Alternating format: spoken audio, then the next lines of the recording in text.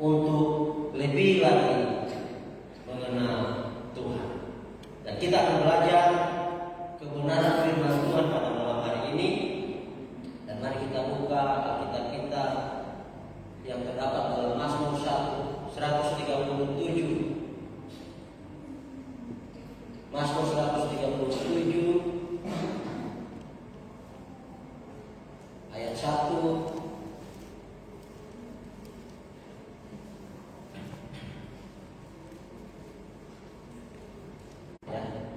Mazmur 137 ayat 1 sampai dengan 9 kita baca semuanya saja dan kita baca bersama-sama kebenaran firman Tuhan ini dengan judul di tepi sungai Babel. Di tepi sungai Babel. Ya, mari kita baca dan katakan amin kalau sudah mendapatkan. Amin. 1, 2, 3. Di tepi sungai Babel bersama kita duduk sambil menangis apabila kita melihat Sion. Pada pohon-pohon kadarusa di tempat itu kita menentukan kecapi kita. Sebab sanalah orang-orang menawan kita, meminta kepada kita memperdengarkan nyanyian, dan orang-orang yang menyiksa kita meminta nyanyian sukacita. Nyanyikanlah bagi kami nyanyian dari Sion. Bagaimana kita menyanyikan nyanyian Tuhan di negeri asing? Jika aku melupakan engkau, hai Yerusalem, biarlah menjadi kering tangan kananku, biarlah lidahku melekar pada langit-langitku. Jika aku tidak menyentuh engkau, jika aku tidak menjadikan Yerusalem puncak sukacitaku. Ingatlah ya Tuhan kepada Bani Edom, yang pada hari pemusnahan Yerusalem mengatakan, runtuhkan sampai ke dasarnya. Kesempatan Tuhan masih memberikan kepada saudara dan saya untuk datang memuji muliakan nama Tuhan. Kita boleh belajar dari bangsa Israel. Bagaimana bangsa Israel dikatakan bahwa mereka merindukan, mereka mengingat Sion. Mereka sedang berada di tepi sungai-sungai Babel. Sungai-sungai Babel juga menggambarkan tentang keadaan, tentang situasi. Sungai Babel menggambarkan tentang apa yang dialami, apa yang dirasakan, penderitaan. Ya. Kalau kita melihat ke belakang bahwa bangsa Israel ketika mereka masih ada di Yerusalem, mereka bebas untuk datang kepada Tuhan. Mereka bebas memuji, memuliakan nama Tuhan. Tapi ketika mereka menjadi tawanan di Babel, saudara, mereka duduk menangis di tepi-tepi sungai Babel.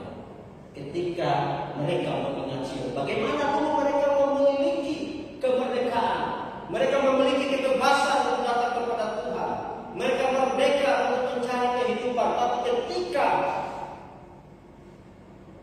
mereka dikawal oleh Babel, kesempatan itu hilang. Ya. Maka saya katakan bahwa kesempatan tersebut tergunakan dengan baik. Ketika kita masih memberikan kesempatan yang baik itu, mari kita gunakan. Seperti pada malam hari ini kita boleh datang kepada Tuhan, kita pergunakan kesempatan. Panggilan Tuhan. Bukan hanya sekedar rutinitas, bukan hanya sekedar dengan ini adalah yang sudah dijadwalkan oleh gereja.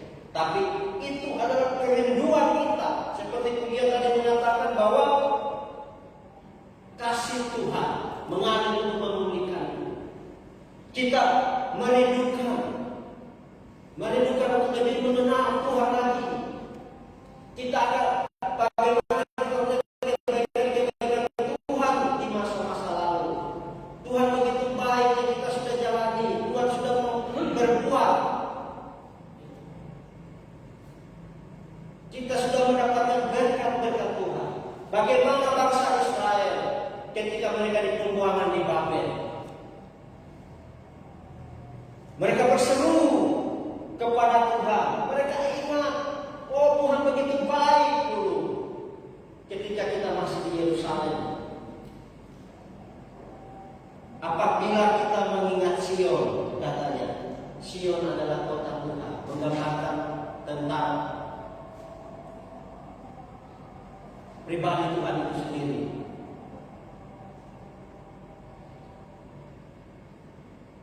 Jadi waktu itu sangat berharga bagi kita. untuk terus kita pakai dengan sebaik-baiknya. Jangan kita menyia-nyiakan kesempatan kita terlena dengan keadaan di luar, terlena dengan keadaan untuk mengejar hal-hal yang bersifat duniawi, tapi kita mari kita terus merindukan Tuhan. Seperti bangsa Israel, katanya kecapi itu ya digantungkan di pohon-pohon kadalusa. Terkadang saudara dan saya, ketika kita mengalami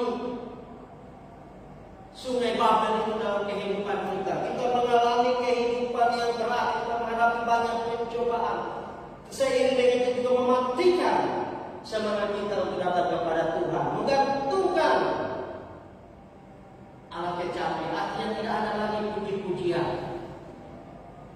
Dan lebih tragis lagi seperti dalam bangsa Israel, mereka disuruh orang yang menawan mereka, disuruh oleh orang yang menjajah mereka, yang menindas mereka, agar mereka memuji Tuhan, menyanyikan bagi mereka yang menindas mereka puji-pujian dari Sion. Saudara, ini sangat tidak mengenakan. Ya, ketika kita dalam posisi situasi dalam tawanan, dalam penjajahan, menjadi budak, tertekan, ya, kita ada kerinduan untuk kembali ke Yerusalem, kembali kepada pimpinan Tuhan yang pernah Tuhan berikan. Dan Tuhan izinkan bangsa Israel ini menjadi tawanan Babel.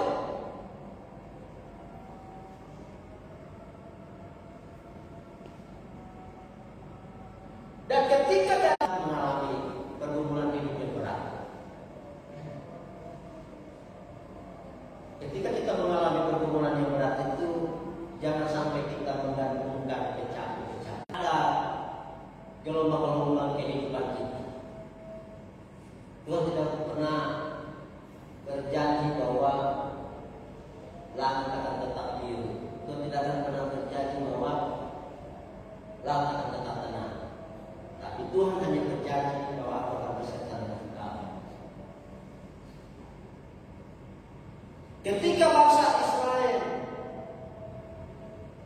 mengalami penindasan, penderitaan, mereka baru mengingat Sion. Mereka baru kembali mengingat masa lalu, bagaimana penyertaan Tuhan yang baik. Mereka menuntut keadilan kepada Tuhan, kepada penindas-penindas mereka. Mereka baru membuat komitmen kepada Tuhan, untuk kembali kepada Tuhan, untuk kembali berdoa kepada Tuhan. Ketika mereka sudah mengalami kesukaran dalam hidup. Jadi jangan sampai itu yang kita alami ketika kesukaran hidup datang menimpa kita, kita alami, baru kita mengingat Tuhan.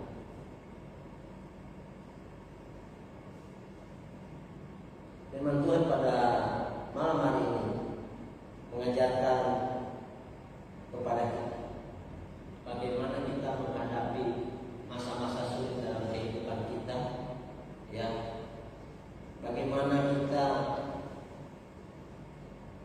Tuhan mengajarkan ketika kita menghadapi masa-masa itu, ketika kita berada di sungai-sungai Babel itu, Tuhan bilang, ingat akan Sion, ingat akan penyertaan Tuhan. Seperti bangsa Israel, dia merasa tidak ada keadilan, dia meminta keadilan kepada Tuhan. Dia tidak melihat masa lalu ketika apa yang mereka lakukan, ketika mereka melakukan perzinahan kepada Tuhan, mereka menyembah berhala, melupakan itu. Jadi ketika mereka sedang berada dalam tawanan, ya, mereka baru mengingat Tuhan. Tapi Tuhan ajarkan kepada saudara saya, ketika kita mengalami hal itu, datang kepada Tuhan. Terkadang dengan kita mengalami kesukaran, beban berat, terkadang kita berdoa kepada Tuhan. Tidak ada kata-kata, karena kasih mati, hanya tetesan air mata. Tuhan bilang, Tuhan mengerti, Tuhan tahu arti akan tetesan air mata. Walaupun tidak berkata-kata, tetesan air mata adalah doa. Makanya ada lagu mengatakan hidup ini adalah kesempatan. Kesempatan untuk melayani Tuhan. Jangan sia-siakan. Tuhan sampaikan melalui lagu-lagu. Ketika kita mengalami goncangan, ketika kita mengalami penurunan ekonomi, penurunan kesehatan apapun, jangan lupakan, tetap rindukan Sion. Tuhan katakan dalam firman ini.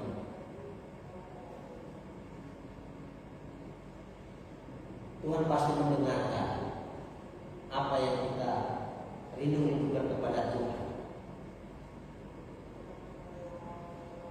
Dan kita bersyukur pada malam hari ini, kesempatan yang Tuhan berikan bagi kita, kita pergunakan. Kita datang di rumah Tuhan, kita memuji memuliakan nama Tuhan. Firman Tuhan katakan, lebih baik satu hari di hadapan Tuhan daripada 1000 hari di tempat pesta. Artinya begitu berharga kalau kita berada di rumah Tuhan. Seperti bangsa Israel, ketika mereka sudah di pembuangan, ketika mereka sudah dalam tawanan, ketika mereka tidak memiliki kebebasan,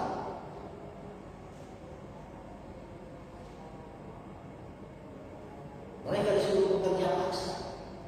Kemerdekaan mereka dicari. Digambarkan bahwa mereka menggantungkan kecapi, alat-alat kecapi, batu tidak ada puji-pujian. Artinya apa? Ketika kita juga mengalami hal itu, jangan sampai terjadi. Iman kita jangan sampai mati, iman kita jangan sampai lemah. Kita tetap semangat untuk datang kepada Tuhan. Kita semangat untuk terus merindukan Sion itu, merindukan yang Tuhan tetap janjikan kepada kita, tidak pernah berubah dahulu dan sekarang, bahwa janji Tuhan ya dan amin. Tidak pernah berubah, bahwa Tuhan akan selalu beserta dengan kita dalam situasi apapun. Tidak ada yang bisa memisahkan saudara dan saya dari kasih Tuhan. Adalah mengatakan, apa yang dapat memisahkanku dari kasih-Mu, Tuhan sahabatku. Aniayakan, penderitaan, tak satu pun, tak ada satu pun penderitaan, aniaya apapun, tidak akan ada yang bisa memisahkan dari kasih. Tuhan bilang, apa yang kau alami, terus merindu-rindukan Tuhan, kita pasti mampu untuk melewati semua kesukaran, penderitaan, sakit penyakit. Kita sanggup untuk menghadapi. Kita baca dalam 1 Yohanes 5 ayat 4. 1 Yohanes 5 ayat 4.